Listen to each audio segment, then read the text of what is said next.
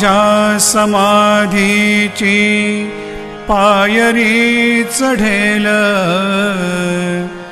दुःख हे हरेल सर्व त्याचे। जरी हे शरीर गेलो मी टाकून, तरी मी धावेन भक्तासाठी।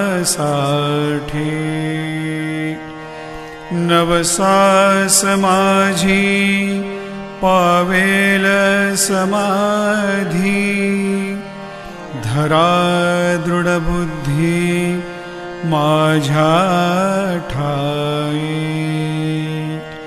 नित्य मी जिवंता जाणा हेची सत्य,